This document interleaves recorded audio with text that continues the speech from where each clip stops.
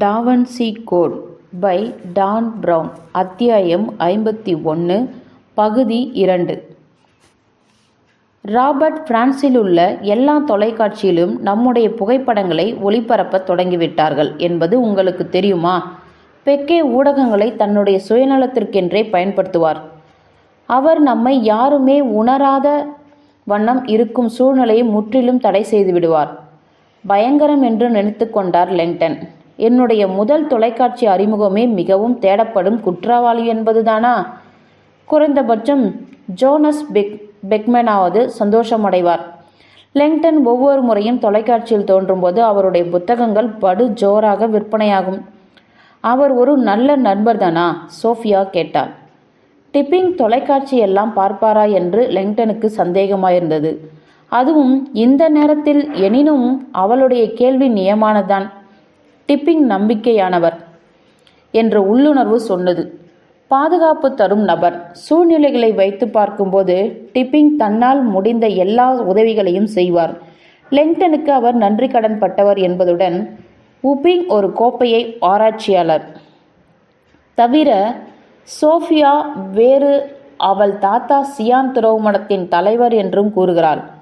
Tipping மட்டும் இதை கேட்டால் வாயில் எச்சு ஊற லெங்டன் கேட்கும் எல்லா உதவிகளையும் செய்து தருவார். டிப்பிங் சக்தி வாய்ந்த ஒரு நண்பர் என்றார் லெங்டன். நீங்கள் அவரிடத்தில் எவ்வளோ சொல்கிறீர்களோ அந்த அளவுக்கு ஒரு வேளை பெக்கே அவருக்கு பண ரீதியான சன்மானம் தருவதாக அவரிடம் சொல்லக்கூடும். லெங்டன் சிரித்தார். நான் சொல்வதை நம்புங்கள். பணம் அவருக்கு கடைசி கட்ட தேவையாகத்தான் இருக்கும். சின்னஞ்சிறு நாடுகள் எல்லாம் எந்த அளவுக்கு பணம் படைத்தவையோ அந்த அளவுக்கு அவர் செல்வ செழிப்பானவர். பிரிட்டனின் முதலாம் டியூக் லாங்ஸ்டரின் வழிவந்த அவருக்கு வழியாக கிடைத்த பாரம்பரிய சொத்து நிறையவே இருக்கிறது. பாரிஸில் இருக்கும் அவருடைய எஸ்டேட் 17ஆம் நூற்றாண்டைச் சேர்ந்த 2 ஏரிகள் கொண்ட அரண்மனை. லெங்டன் முதல் முறையாக பிரிட்டிஷ் தொலைத்தொடர்பு கார்ப்பரேஷன் மூலம் டிப்பிங்கை சந்தித்தார். டிப்பிங்கின் ஆடம்பரமான படிப்பறையில் கேமராக்களும் முன்பாக அமர்ந்து கொண்டிருந்த அவர் புனித கோப்பையை பற்றி மாற்று கதையை கேட்டபோதுதான் சந்தேகப்பட்டதாகவும், ஆனால் அந்த கதை உண்மைதான் என்பதை தேடியறிய எத்தனை வருடம் ஆராய்ச்சி தேவைப்பட்டது என்பதையும் விவரித்தார். இறுதியில் லெங்டன் தன்னுடைய ஆராய்ச்சிகள் சிலவற்றை அவருக்கு கொடுத்தார். முரண்படுவது போல் தோன்றும் அந்த கருத்துக்களை வலுவாக ஆதரிக்கும் குறியீட்டு ரீதியான தொடர்புகளை விளக்கும் ஆராய்ச்சி அது.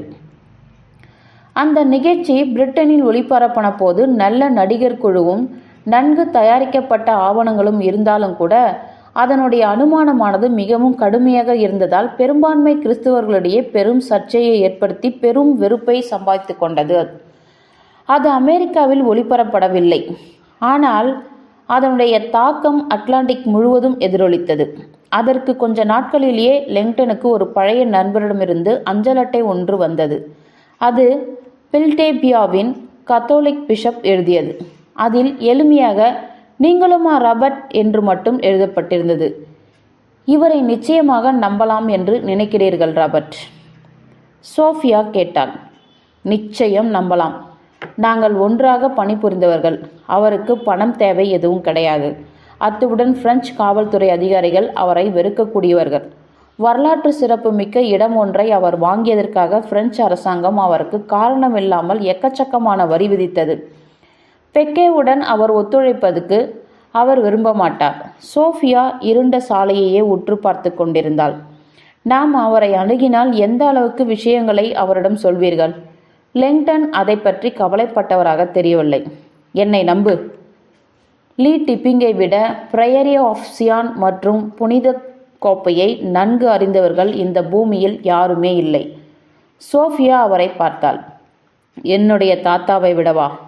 உடன்பிறப்பு தோழமைகளை தவிர்த்து என்று சொன்னேன். டிப்பிங் என் உடன்பிறப்பு தோழமை உறுப்பினர்கள் ஒருவராக இருக்க முடியாது. டிப்பிங் தன்னுடைய வாழ்நாள் முழுவதையும் புனித கோப்பையை பற்றி உண்மையை வெளிக்கொணரவே செலவழித்து விட்டார். பிரயரின் உறுதிமொழியை அந்த உண்மையை அப்படியே பாதுகாக்க வேண்டும் என்பதுதான். எனக்கு இது அபிப்பிராய பேதம் போல் தெரிகிறது. லெங்டன் அவளுடைய கவலைகளை புரிந்து கொண்டார். சோனியர் இந்த கிரிப்டெக்ஸை சோபியாவிடமே நேரடியாக கொடுத்திருக்கிறார். இருந்தாலும் அதில் என்ன இருக்குது என்று அவளுக்கும் தெரியாது, அல்லது அதில் என்ன இருக்கலாம் என்று கூட தெரியாது. மேலும் முற்றிலுமான ஒரு அந்நியரோடு இதில் சம்பந்தப்பட்டிருப்பது குறித்தும் அவள் தயங்குகிறாள். அந்த தகவல் முற்றிலும் மூடி மறைக்கப்பட்டுள்ளதை பார்க்கும்போது அந்த உள்ளுணர்வு நல்லதுதான். கச்சாவியை பற்றி டிப்பிங்கிடம் நாம் உடனடியாக சொல்ல வேண்டியதில்லை, அல்லது ஒரு குறிப்பு கூட காட்ட வேண்டாம். உன்னுடைய தாத்தா இதை ஏன் உன்னிடம் தந்திருக்கிறார் என்பதை பற்றி ஏதாவது யோசித்துப்பார். நம்மிடம் கொடுத்திருக்கிறார் என்று பதிலளித்தாள் சோஃபியா. சோனியர் தன்னை ஏன் இதில் சேர்த்து விட்டார் என்று நினைத்தபோது லெங்டனுக்கு சற்றே பெருமையாகவும் ஆச்சரியமாகவும் இருந்தது. திரு டிப்பிங் எங்கு வசிக்கிறார் என்று உங்களுக்கு கொஞ்சமாவது தெரியுமா? சோஃபியா கேட்டாள். அவருடைய எஸ்டேட்டின் பெயர் சாட்டுவில்லே. சோஃபியா சந்தேகத்துடன் பார்த்தாள். சாட்டுவில்லேவா? அதேதான். நல்ல நண்பர்கள். உனக்கு அது தெரியுமா? நான் அதை கடந்து சென்றிருக்கிறேன். அது கோட்டை மாகாணத்தில் இருக்கிறது. இங்கிருந்து 20 நிமிடங்கள் ஆகும். லெங்டன் புருவத்தை உயர்த்தினார். அவ்வளவு தூரமா? ஆமாம்.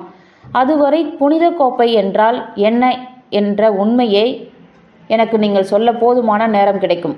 லெங்டன் சற்று இடைவெளி விட்டார். அதை நான் டிப்பிங்கின் வீட்டில் வைத்து சொல்கிறேன்.